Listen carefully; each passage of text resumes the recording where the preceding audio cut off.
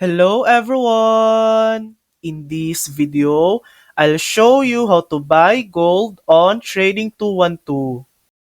If you search for gold in the app, you'll notice you can't buy actual gold.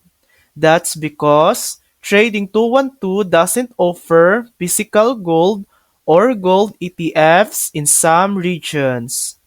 What you can buy instead are gold-related stocks.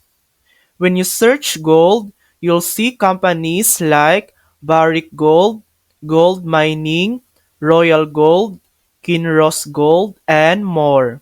These are gold mining companies, and their stock prices usually move with the price of gold. So, by buying a stock like Barrick Gold, you're investing in a company tied to gold. Meaning, if gold prices rise, these companies often rise too.